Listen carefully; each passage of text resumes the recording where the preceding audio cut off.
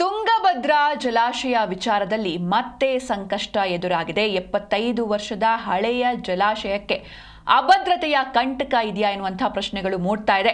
ಹೊಸಪೇಟೆ ತಾಲೂಕಿನ ಹೊರಭಾಗದಲ್ಲಿರುವಂತಹ ತುಂಗಭದ್ರಾ ಜಲಾಶಯ ಇದು. ವಿಜಯನಗರ ಜಿಲ್ಲೆ ಹೊಸಪೇಟೆ ತಾಲೂಕಿನಲ್ಲಿರುವಂತಹ ತುಂಗಭದ್ರಾ ಡ್ಯಾಮ್. ಇನ್ನು ಡ್ಯಾಮ್ನ ಭದ್ರತೆ ಮತ್ತು ಕೆಪಾಸಿಟಿ ಬಗ್ಗೆ ಆತಂಕ ಮನೆ ಮಾಡ್ತಾ ಇದೆ. 2024ರ ಆಗಸ್ಟ್ 10ರಂದು ಡ್ಯಾಮ್ನ 19ನೇ ಕ್ರಸ್ಟ್ ಗೇಟ್ ಮುರಿದು ಬಿದ್ದಿತ್ತು. ಇದೀಗ 33 ಹೊಸ ಗೇಟ್ಗಳನ್ನು ಅಳವಡಿಸಿ ದುರಸ್ತಿ ಕಾರ್ಯ ಕೂಡ ಪೂರ್ಣ ಆಗಿದೆ. ಇನ್ನು ಕ್ರಸ್ಟ್ ಗೇಟ್ಗಳ ಕಾಮಗಾರಿ ಪೂರ್ಣ ಬೆನ್ನಲ್ಲೇ ಈ ಸೇಫ್ಟಿ ವಿಚಾರ ಇದೀಗ ಮುನ್ನೆಲೆಗೆ ಬಂದಿದೆ. ಜಲಾಶಯದ ಭದ್ರತೆ ಸರ್ವೆ ವರದಿ ಬಹಿರಂಗಪಡಿಸದೆ ಟಿಬಿ ಬೋರ್ಡ್ ಮುಚ್ಚಿಟ್ಟಿದೆ.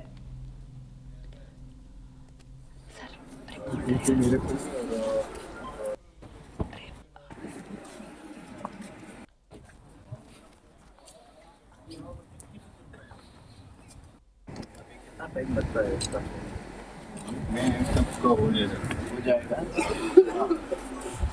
और तो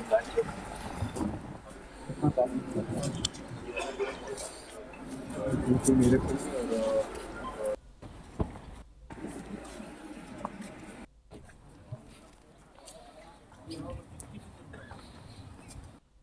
कितना टाइम लगता है इसका मैं सबको हो जाएगा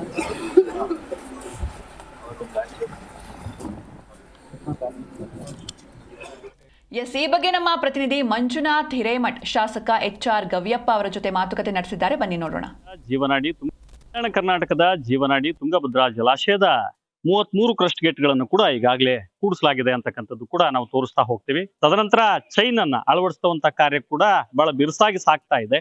ಇನ್ನೊಂದ್ ಕಡೆ ಕಳೆದ 2024 ಆಗಸ್ಟ್ 10ನೇ ತಾರೀಕು ರಾತ್ರಿ ಸಮಯದಲ್ಲಿ ಈ ಕ್ರಸ್ಟ್ ಗೇಟ್ 19 ಏನಿದೆ ನೀರಿನ ರಭಸಕ್ಕೆ ಕೊಚ್ಕೊಂಡು ಹೋಗುತ್ತೆ.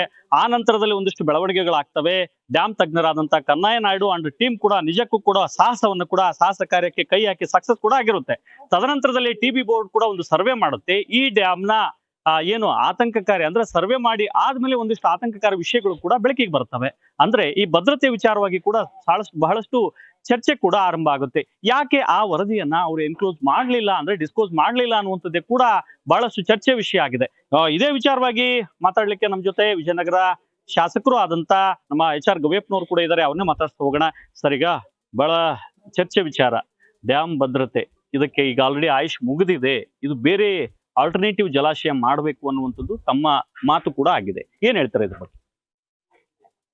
ಇವಾಗ ಎಕ್ಸ್ಪರ್ಟ್ಸು ಅದ ನಮ್ಮ ಕನ್ನಯ್ಯ ನಾಯ್ಡು ಸಾಹೇಬ್ರು ಹೇಳ್ದಂಗೆ ಇದೊಂದು 20-25 ವರ್ಷ ಅಂತ ಅವ್ರು ಹೇಳಿದಾರೆ. ಬಟ್ ಬೋರ್ಡ್ನಿಂದ ಎಲ್ಲ ರೀಸ್ಟ್ರೆಂಥನಿಂಗ್ ಎಲ್ಲ ಆಗಿದೆ. 3-4 ವರ್ಷ ಹಿಂದಗಡೆನೆ ಎಲ್ಲ ರೀಸ್ಟ್ರೆಂಥನಿಂಗ್ ಮಾಡಿದಾರ. ಅದಕ್ಕೆಲ್ಲ ಸರ್ವೆ ಮಾಡಿ ಎಲ್ಲ ಮಾಡಿದಾರೆ. ಅವರೆಲ್ಲ ಕ್ರಮ ವಹಿಸಿದಾರ. ನನಗೆ ಬಂದಿರೋ ಮಾಹಿತಿ ಪ್ರಕಾರ ಇನ್ನೊಂದು 35-40 ವರ್ಷ ಏನಾಗಲ್ಲ ಅನ್ನೋದು ಒಂದು ಮಾಹಿತಿ ಇದೆ. ಬಟ್ ಕನ್ನಯ್ಯ ನಾಯ್ಡು ಸಾಹೇಬ್ರು ಏನಂತಾರ, ಹಳೇದಾಗಿದೆ, ಬಟ್ ಇವಾಗೆ ಸ್ವಲ್ಪ ಕ್ರಮ ವಹಿಸ್ರಿ, ತಡ ಮಾಡಕ್ ಹೋಗ್ಬೇಡ್ರಿ, ಇಮಿಡಿಯೇಟ್ ಆಗಿ ಮಾಡ್ರಿ ಅಂತ ಹೇಳ್ಬಿಟ್ಟು ಈ ಗೇಟ್ಗಳು ರೆಡಿ ಆದ್ಮೇಲೆ ಅದೊಂದು ಪ್ರೋಸೆಸ್ ಸ್ಟಾರ್ಟ್ ಮಾಡ್ರಿ ಅಂತ ಹೇಳ್ಬಿಟ್ಟು ನಮ್ಗೆಲ್ಲ ಎಚ್ಚರಿಸಿದಾರ. ಹಾಗಾಗಿ ಇವಾಗಂತೂ ಒಂದು 2ನೇ ಬೆಳೆ ನಾವೆಲ್ಲ ಕಳ್ಕೊಂಡಿದೀವಿ.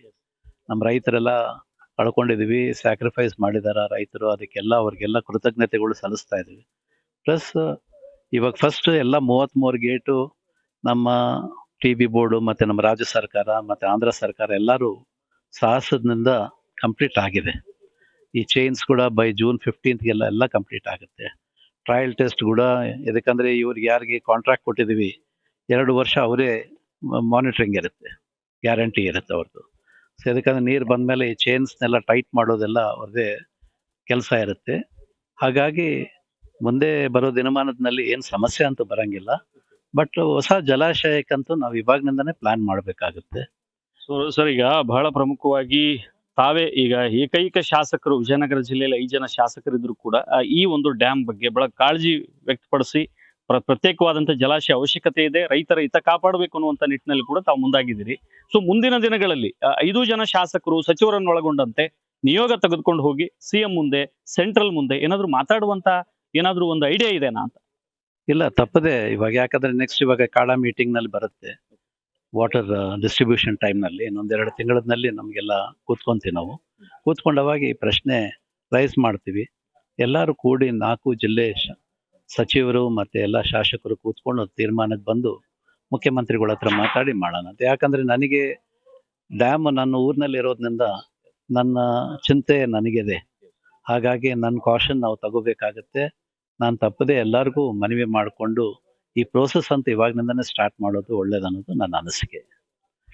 ಇದು ಹೊಸಪೇಟೆಯ ಶಾಸಕರಾದಂಥ ಗವಿಯಪ್ಪ ಅವ್ರ ಮಾತು. ಮುಂದಿನ ದಿನಗಳಲ್ಲಿ ಈ ಜಲಾಶಯ ಅಂದ್ರೆ ಪ್ರತ್ಯೇಕವಾದಂತಹ ಜಲಾಶಯದ ಅವಶ್ಯಕತೆ ಇದೆ.